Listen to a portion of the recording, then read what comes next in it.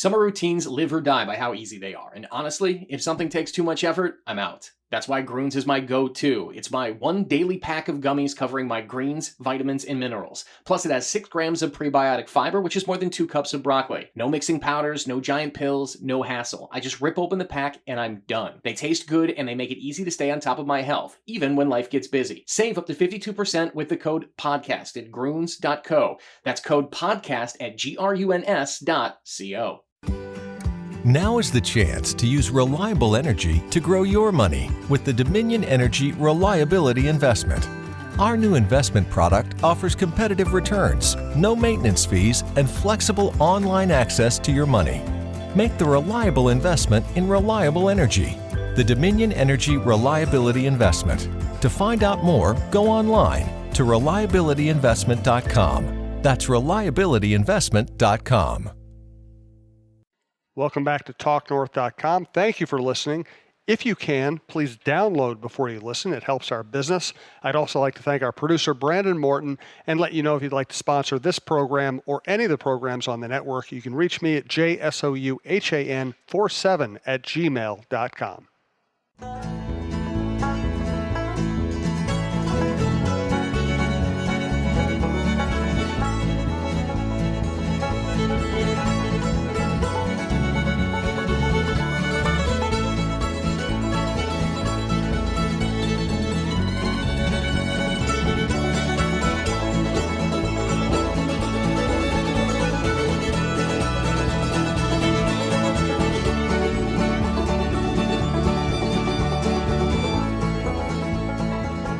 Well, I guess the Wild are officially eliminated, but I really think that Michael Russo eliminated the Wild from contention sometime last summer, and it just took the Wild a while to figure out that was going to happen. You could have saved them so much travel expenses if you just told them, don't bother this year.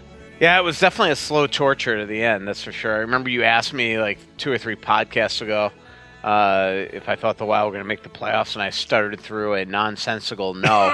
You didn't say no. You just didn't feel comfortable saying no. Yeah, it's like, well, you kind of actually, believe it or not, caught me off guard, but yeah, no. It was so obvious the way that they were just, falling all over themselves and not taking advantage of their home ice, most notably, and then, of course, the irony of last night's game and going out and beating the crap out of the Winnipeg Jets was that's what the Wild didn't do enough of at home. I mean, this is a team that lost 18 of their previous 23 games. We're the lowest scoring home team in the league, and never took advantage of backup goalies. I mean, last night they played Eric Comrie, their Manitoba Moose goalie, in a second of a back-to-back situation, and this kid comes in and he. What the bed, and that's something the Wild just didn't do all season long, and it was so frustrating. I wrote my story. It seemed like anytime they were in this type of situation, they get 10 shots through the first 30 or 40 minutes, and last night they actually finally took advantage of it. They got some fluke goals, and they completed the sweep, and so they teased all year long, and then last night was a perfect ending. If you think about it, they go out and they beat the crap out of the Jets, and then the Avalanche have a 2-0 deficit against the Edmonton Oilers. Everything's going their exact way, and then second period starts in Denver, and then boom, the Edmonton Oilers trip up, and the Avs wind up putting the Wild out of their misery.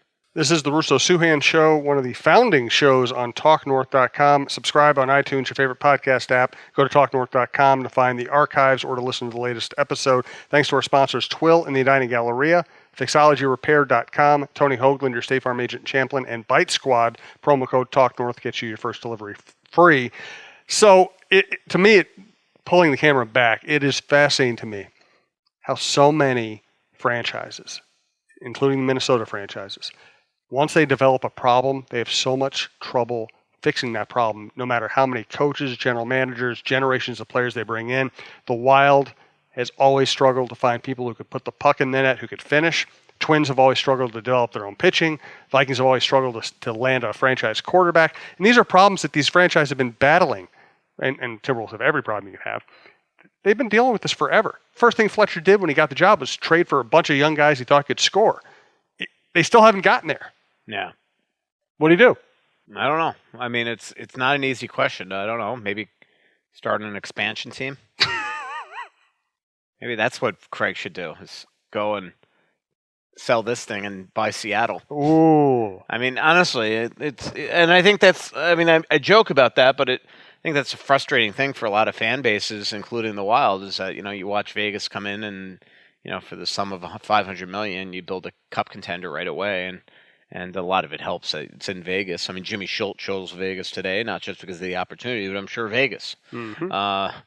And so, what do you do? I don't know. I mean, they have a lot of cap space to splash around this summer, but it's got to be the right moves. I mean, to me, it's like you're almost better off not spending on overpriced free agents and just building the long way and through the draft and young players and try to continue what you're doing here. And you hope that guys like Donato and Fiala can turn into those goal scorers. Fiala shows flashes. Donato loves to shoot the puck, but he doesn't score a ton. Only has 4 goals so far.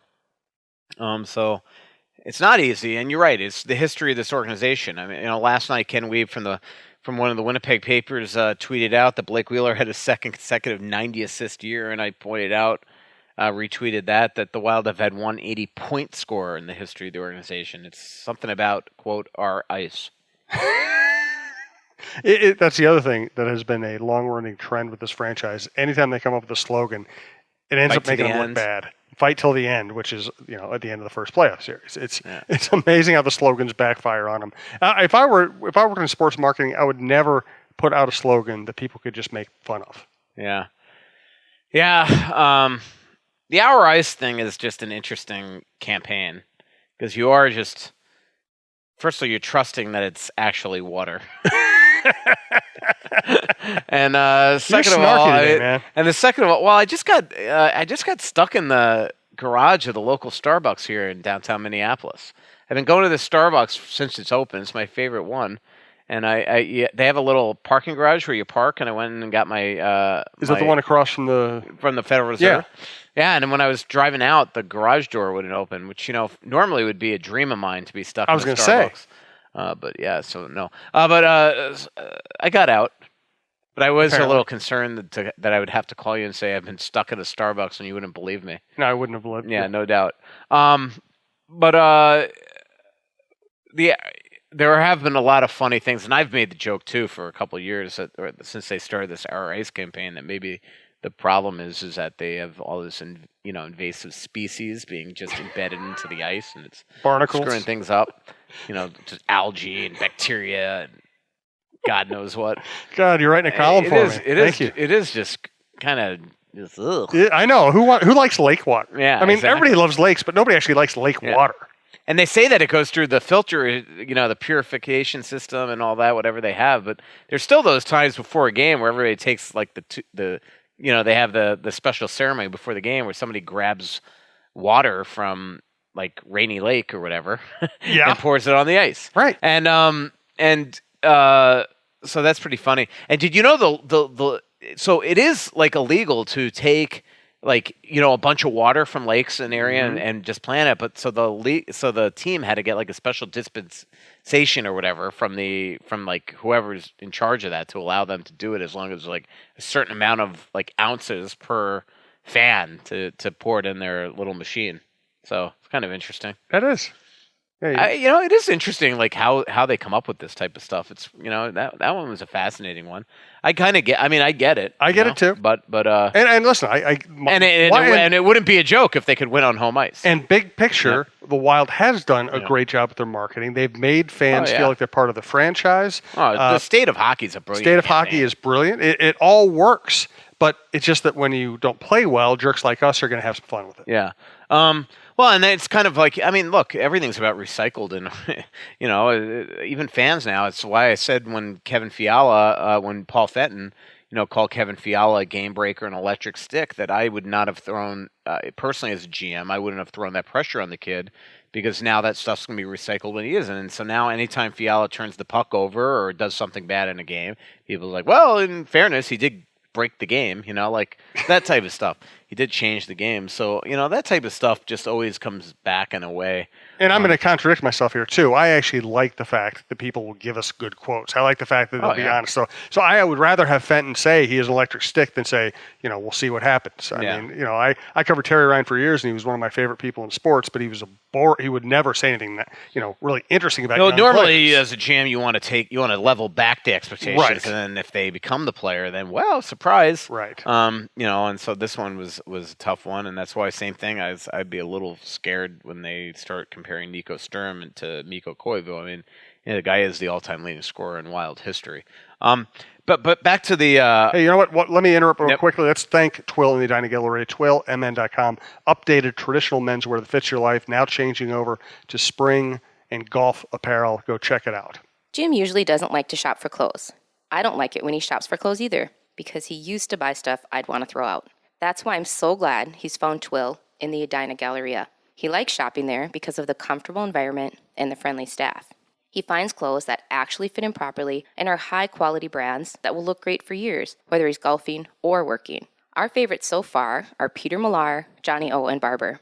We spend our money at Twill because we love the clothes and we love the no-pressure shopping. Drop by Twill in the Edina Galleria for the best shopping experience and best clothes you'll find in the Twin Cities. I don't remember what I was going to say. What was it? We have a million. We were talking about you were talking about Sturm, and then we were talking. One reason why they could potentially be struggling at home right now is the practice facility. I do think there's something to. And look, I just think that there is something to practicing at your ice, on your sheet of ice, and in that arena, and they didn't do it at all once this season. And I'm not blaming the practice facility, but you know what I mean. So Tria should have a big sign that says "Not our ice." Yeah, no, but you know what I mean. It's like every game before you're home, you're practicing at your practice facility, and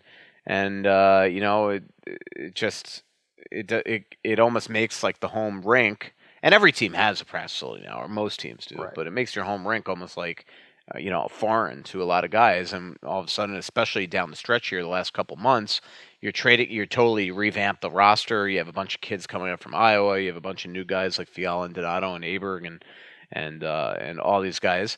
I think one other, or Hunt and Potato, and it's like every time they come to the rink, it's like they've never been on that sheet of ice before. So, it's just one theory. All right. What the hell? I mean, it's as good as any other right now. It's probably BS. Let's this is a good opportunity to catch up on a lot of Twitter questions from R.D. Jones. What kind of player can the Wild reasonably expect to draft in their current position without winning the lottery? I mean, there's always going to be forwards or defensemen that are in that position that have talent. I mean, just look around when the Wild look right after the Wild pick in a lot of these drafts. There are guys like Ricard Raquel, and there's some years where the second round is just as good as the first, or the second round would be as good as some years first round. So, just if the Wild, just with the Wild picking in the top 15 this season, they should get a pretty good player. From Sam Randall, which player is most finicky about his gear? I was going to say the first person that jumped in my head was Wes Walls, but he hasn't played for the Wild since 08. But finicky about gear. I mean, Mikko, definitely. The goalies always are. That's one I'll have to come back to. Maybe I'll ask some of the trainers. I know as a lacrosse player, I was the opposite of finicky. I just wanted all I cared about that it didn't fall apart. I liked old equipment that was barely held together, but it was the most comfortable. Yeah. Somebody left a voicemail for me, and they said I'm doing a podcast, and they said, "What's there to talk about?" Only everything. The season is over. A lot of people a lot of people have the old shoulder pads that they've worn forever, or, skates, or, it's pretty funny what some people wear. From AT, Pep Playboy, assuming the Wild don't win the lottery, does Michael have a player he thinks the Wild should look for in the draft? I have not. Caulfield, Kaliev, are we in a position to draft position, are we in position to draft position, or just best player available? I don't know. I mean, look, I don't think any of us, I remember all the work I put into last year's draft, and then they take Philip Johansson, and I look, I all of a sudden I'm like, holy mackerel, I've never even heard of this kid, and I was like embarrassed, and then all of a sudden I realized that nobody had heard of the kid. It wasn't even projected to be a first-round pick. They went completely off the board. And I think I told this story on The Fan today, and I don't know if I've told it on the podcast, but last week, about 3 weeks ago, Johan Garpenlov, who I covered in Florida, left wing, played with Rob Niedermer and Scott Melby, number 29. He was down in Florida scouting the Wild and the Panthers, and Eriksson Ek was one player he was really paying attention on. Well, that night Eriksson Ek was god-awful. Barkov lit the Wild up for 5 or 6 points, whatever it was. And so Garpy decided that he was going to come to Minnesota to scout Eriksson Ek again against the San Jose Sharks. Well, second shift of the game, Eriksson Ek gets hurt. So poor Garpenlov flew all the way to Minnesota to scout him and didn't even see him. But anyway, that night I asked him about Philip Johansson. Somebody on Twitter is the one that actually put it in my head, and I'm like, actually, that's a good idea. And so he's the Sweden, if I didn't say this, Garpenlov is the Sweden GM. And I asked him about Philip Johansson and if he had a chance of making it in the NHL, and he honestly had never heard of him. And then he looks him up between periods and comes to me, and he's like, he's on the second-tier team. He's got like a goal and 2 assists. I'm like, yeah, I know. Wow. And he's like, yeah, no, I really don't know him. Wow. And this is a guy that's choosing the World Championships and the World Juniors. And so I go to him, so do you think he has a chance to make it? And he goes, on the national team? And I look at him, I'm like, no, I kind of meant in the NHL. Yeah. And he's like, I don't know. Wow. So it was like, oh my God. I walked away and I'm like, holy Jesus. Wild might have, on the first pick of this era, picked a total bust. So, wow. Who knows? Check. I don't know. He hasn't had a great, overwhelming year at all. Last time I talked to Fenton was back in January about Johansson, and he was thinking after the year of maybe signing the kid and trying to get him to come over and at least be developed by their guys. Both in Iowa or whoever's the player development coach next year, whether it's Richard Park and or Bomber or somebody else.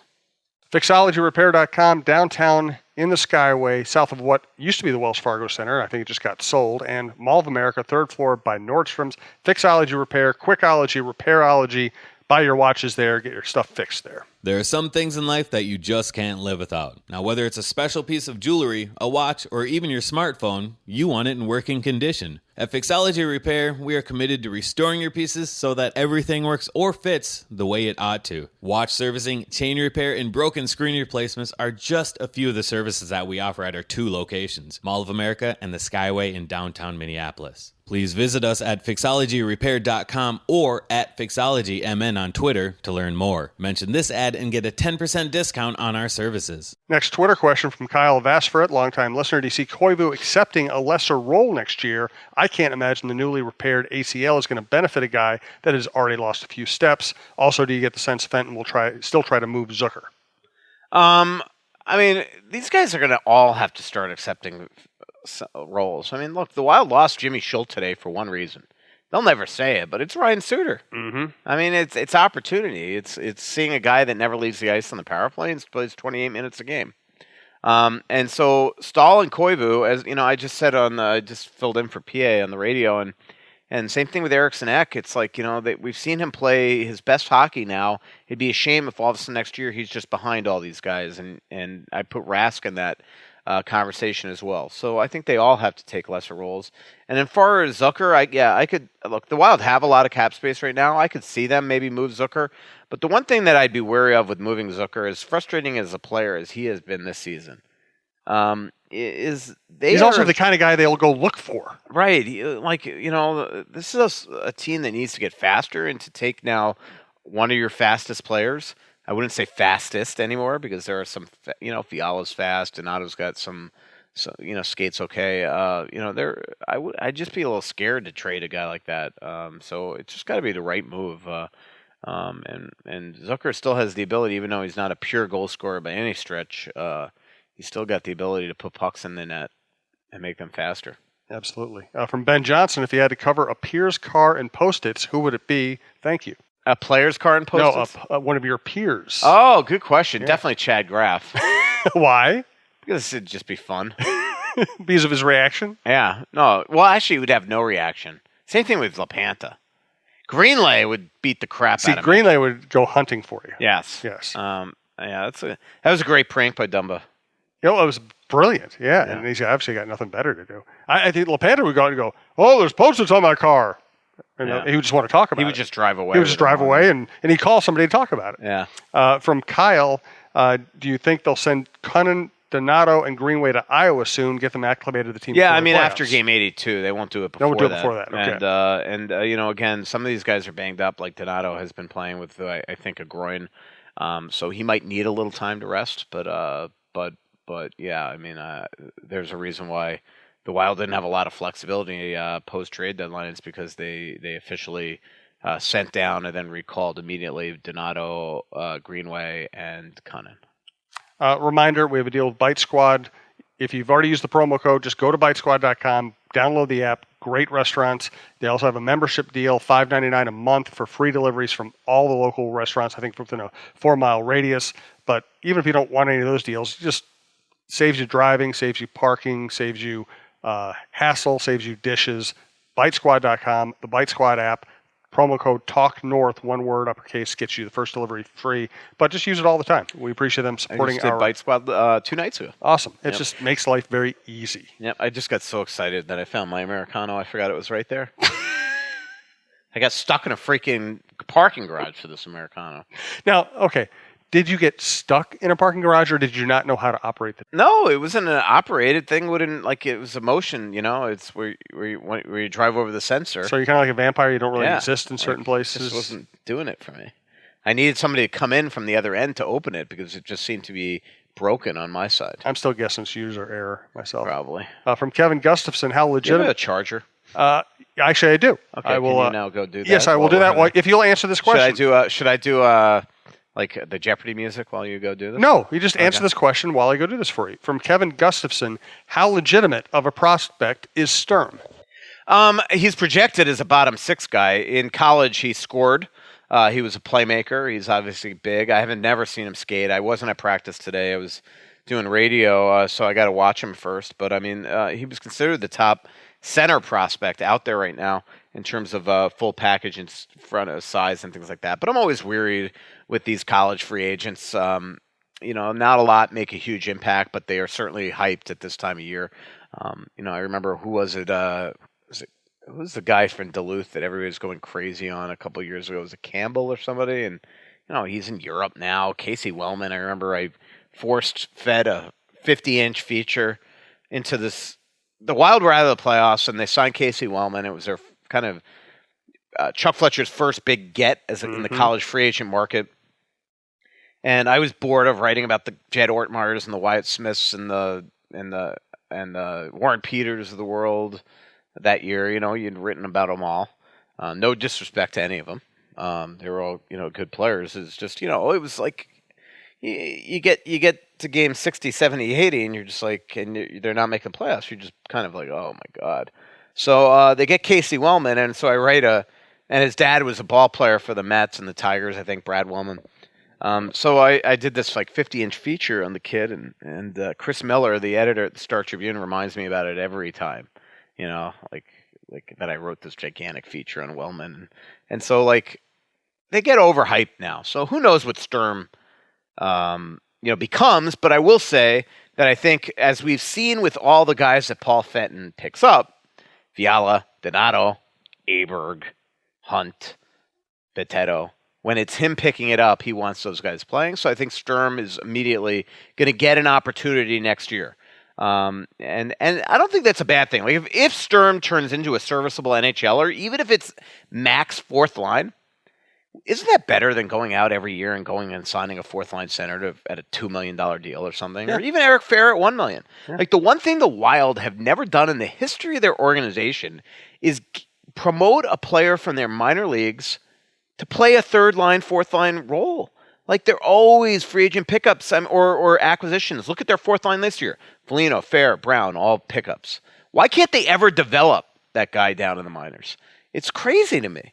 I mean, remember the closest they came was like Cody Almond, and he finally bailed and went to Switzerland. Like they just never do that. They always go out and they have to get the Matt Cooks, the Eric Nystroms, the Daryl Powers, the Brad Staubitzes. You know, it's just like, enough. Develop your own. So if this kid turns out to be that's perfect. He is not somebody as an undrafted college free agent that I think that we're going to ever see in a top 6 role. And in terms of Jimmy Schultz, who just signed with Vegas today, same thing. He was a fabulous collegiate player, and we'll see what he becomes as an NHLer.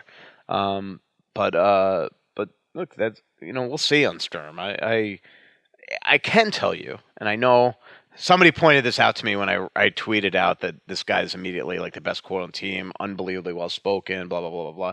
Somebody wrote me back, Casey Wellman was well spoken. So it's not just me that's cynical; it's the fans that I've taught. And the thing with Sturm that I meant by it is he was so smart and intelligent the way he answered questions. He thought about everything. I made a joke to him. I said, "So I know you're not related to Marco Sturm. Is Sturm like Johnson in Germany?" How do you how is it even possible that he understood that reference?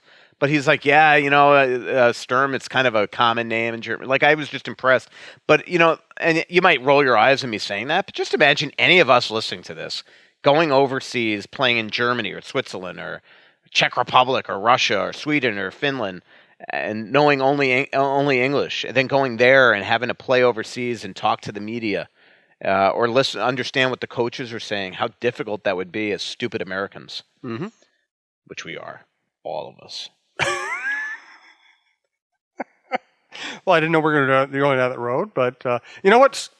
Two stupid Americans really do and enjoy having Tony Hoaglund as our State Farm agent. That is true. Tony Hoaglund, Hoaglund. I just thought of a funny Tony Hoaglund text message conversation I had yesterday. I'll tell you after the ad. Okay. Hey, Minnesota sports fans. This is your local State Farm agent, Tony Hoaglund. I need you all to ask yourselves this question. If you're in an at-fault car accident and you are sued for $700,000, how much of that $700,000 will my current insurance company pay? If you are unsure or can't answer all $700,000, you need to give us a call. State Farm has been number one in car insurance since World War II and number one in homeowners insurance since 1964. For a no-obligation review of your current policies, call us at 763-421-4900 or check out our website at www.champlininsurance.com. So Tony, yesterday, I'm just like a manic homeowner now, so I sent him a text. I'm like, hey, ice dams, do you cover it? Like, I wouldn't even know how to recognize an ice dam, but I want to know, do you cover it? And Tony assured me that as a new house, a new roof, it's very unlikely that I'm going to get an ice dam for 10 years. So I don't know. He's there to assure us, reassure us. From General Sornis, in my opinion, the failures of the guys Chuck hitched his long-term wagon to, 64, 3, 29, and 22, and their lack of development has more to do with the current state of the Wild than the Parise Suter signings. Your thought? Well, I mean, regardless of that, it's interesting now that Sturm says that he loves Fenton's vision of building with the 22-year-olds of, Cunnin, Erickson at Greenway, but Donato, Fiala, and now him. And I just kind of laughed at that in my inner laugh, not to his face, because it kind of reminded me back in the day, we're going to build by Zucker, Granlund. Well, and so what you hope is, okay, in 2-3 years, if the Wild now give these guys long-term deals, are they the guys that are going to get the Wild over the top? And I still have my doubts that any one of these guys are going to be the pure goal scorer that the Wild so need. So I think that Paul Fenton still has a big list to do on his off-season checklist and to build this thing over the next couple of years. And, that's one of the stories that'll be right in here in The Athletic the next couple of days, is kind of now looking ahead, because we're in the look-ahead mode now. From Dave Johnson, what could the Wild have gotten at the deadline for Stahl, and why did Fenton re-sign him when he clearly has gotten very slow, very old, and very disinterested? First of all, I wouldn't say disinterested. I don't Dave. think that's right. I mean, I don't think Eric the man Stahl is a pro. He cares. There's a difference between getting old and slow and hey, Boyd. Look at little Boyd over there. Did he wake up? Yep, Boyd's outside waking up. He's going to be joining the program shortly. He's like looking at me, wondering what the hell I'm doing here. He is eyeballing me. Stahl, there's a difference between, not playing well and maybe getting old quick and being disinterested. He's not disinterested. He's very interested. Here he comes. He's look. I wish we had like a camera on us to see that. He's about to attack this glass because he doesn't recognize who I am. Why? First of all, I'm told that the Boston Bruins did offer a first-round pick and a player. He chose not to take it. That's crazy. Crazy. Yeah, I don't know. Yep. And I don't know why. What was the other question? I feel like there was another question. The other question... Just like, why do you resign him? Yeah. I agree. I mean, I would have waited till the end of the year at that point, but he didn't feel like he wanted to. Friend Alec, what free agents of the Wild are going to target this summer? Too early to ask? No, I don't know if it's too early to ask. I mean, look, if the cap goes up to $83 million, the Wild have about $18 million in cap space. Before resigning, Eriksson, Donato, Fiala, Sturm, maybe Hunter Boteto. I feel like I'm forgetting somebody. Well, maybe, I don't think they'll re-sign Fair, even though I think he's been good for them.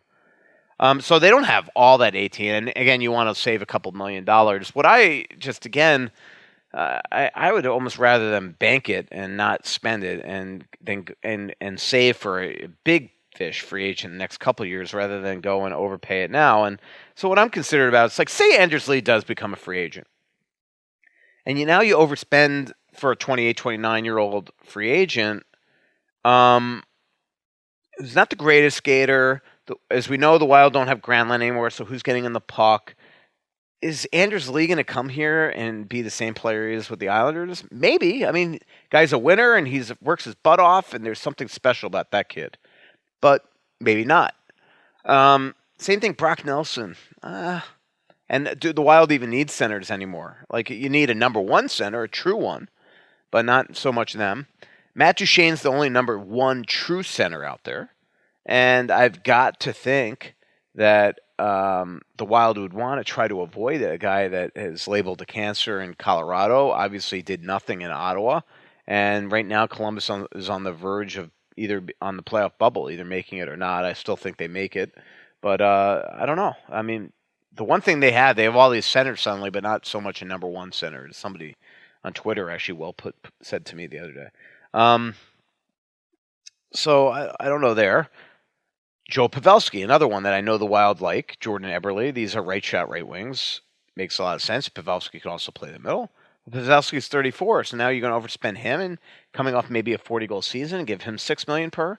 That's the cycle the Wild seem to always get in, and it wind up biting the bullet. Dave just asked about Stahl. You think Pavelski is going to be Pavelski 3-4 years into that type of contract? So that's why it's just okay, you created all this cap space, but really for what? It's just dangerous to me to go out and overspend right now, just for the sake of showing your fans that you did something. I'd rather you, almost as miserable as it would be, come back with this type of team, add maybe a couple little pieces, save a ton of money. Maybe it'll piss off the fans that they're seeing a poor product and, label them as being cheap, but there's a reason for the madness. That would be the way I'd go. From Todd Burgeth, who actually is the sports director at a station that I'm doing some hits on now out in Wilmer. It's KWLM, if you're out in that area and want to listen. I'm on 5:30 every night with him. He asked, is Boudreau safe? Do we know any more about that situation? I don't think Craig wants to fire him. I'm sure Paul would love his own coach. The question is, does Paul win out there? Or even if Paul doesn't win out there and Craig wants to keep him, does Bruce want to stay? And so I think that, let's put it this way. If Bruce, this is total conjecture, but if Bruce does not return next year, I could see it not being like a first or second day decision. I could see it being like a weekend when all of a sudden everybody got to meet up and maybe they realize this is not, tenable. And so while I am convinced that Craig doesn't want to fire him, I'm not 100% willing to go on the line and saying he'll be back. Let's put it that way. But I think Craig looks at the situation and says this is not his fault. There were a lot of trades made that obviously took the rug out from under this organization. Koivu and Dumba had season-ending injuries. Parise gets hurt at the absolute world's worst time. 4 must-win games. They pretty much were done after Arizona. And then last night he comes back in a game that really, we could pretend it meant something. They didn't. They had a 1% chance to make the playoffs. They were not making the playoffs even if they won last night and Colorado lost. So that's just reality. Just a couple more Twitter questions. We're not going to get to all of them today. We never get to all of them. We do appreciate them. And Michael's going to start thinking of just a fabulous final thought or a final sigh. From Zach Spicer, will there ever be a season where the Wild doesn't run Doobie into the ground? Well, I mean, obviously, that's another thing that's just so shocking is that they obviously don't have a lot of trust in Stalock despite giving him the 2-year extension. So, because they didn't use him when they needed to. I mean, he's only getting older too, so I think they've got to figure out. There's always that month in the season where he stinks, and so it's a concern. The hope is that Robson and Kokkonen can turn into quality goalies for the future, and we'll see if they do. From MJ, our friend, when is Mom coming to visit the mansion? Maybe end of this month or early May or sometime like that. My brother's also coming once in May, then coming back with his family over Memorial Day weekend. If we have our live venue set up by then, we'll have to have Mom out to that. From Erica, the Wild understandably seem to be working hard to promote Fiala and Donato through things like public signings and Only in Minnesota video. They haven't done the same with Rask. Is that kind of accepting the current? That's a great perceptive question. I think you got it, Erica. I don't think they think Rask's going to be around. Well, again, I don't think Fenton has anything to do with that. That's all social media department, PR, and people like that. And I will say, as nice a guy as Rask is, personality-wise, he's kind of like, dry white toast. So, like, Fiala and Donato are like these, bubbly, kind of fun people. So they're good for those social media things where, maybe they think that Rask isn't. And the other thing, that was kind of unfair. I mean, the other thing that I don't know when they've been filming all this. Maybe they haven't been filming it. Maybe they. So in other words, maybe they've been filming. They filmed a lot of this stuff like 3-4 weeks ago, before like every game was a must-win situation. So maybe that all happened when Rask was hurt. I don't know. Thanks to all our sponsors. Thanks to all our listeners. We do appreciate it. Check out TalkNorth.com. From Jared Mealy. With the Wild out of the postseason, will we be covering the NHL playoffs, or are you going to follow Trampled by Turtles around on tour instead? Yeah, I mean, maybe the latter. My guess is I'm not going to be covering the playoffs, which sucks. But we're fully staffed now at The Athletic. When I was covering Vegas last year after the Wild got eliminated and got to cover them against San Jose and Winnipeg, which was an absolute blast, we didn't have a Vegas writer. Now we have a great Vegas writer, and we also have a ton of national people like LeBron and Burnside and Custance and all those people. So I guess it's not, but I'll be around. I mean, I'm going to be still writing a lot. I mean, I'm going to, autopsy this season. Hopefully there's no coaching search. Selfishly, I say that. And then Iowa is going to be an interesting story. They've been absolutely terrible here the last 2-3 weeks. That's one reason why they try to get Reed back there as soon as possible. But, maybe if Donato, Greenway, and Connon go down there, it'll give them kind of a boost. And we'll see. I mean, so I'll probably go to Iowa a little bit to cover that as long as they go on a little bit of a run here. MJ, also known as Captain Caveman on Twitter, and Gregquisition both asked questions about the scouting development department, about Fenton's son having a job after only 3 years of scouting. Let's save those for good later this month or off-season topic. I think we can get really into that, but I don't want to just tack it on to the end of the show. And also use the word autopsy as a verb, so you're dead to me. Pretty little city built on a hillside. Music in the bars and fire in the sky. We went to the beach and it was covered in ice. And I used to call it home. So much coming out, there's nothing going in. I know that you feel like you're never gonna win. Oh, but the world won't forgive a winner. The Starlight Lounge presents An Evening with the Progressive Box. The moon, yeah. That's Hugo, tickling the ivories. He just saved by bundling home and auto with Progressive. Gonna finally buy a ring for that gal of yours, Hugo? Send her my condolences. Hi-oh! This next one's for you two. There's a burglar in my heart. Thank you. Progressive Casualty Insurance Company and Affiliates. Discounts not available in all states or situations. Security threats are everywhere. But with Xfinity XFi, you're notified of threats to your in-home Wi-Fi network, so all your connected devices are protected. That's simple, easy, awesome. Go online, call 1-800-XFINITY, or visit today. Restrictions apply.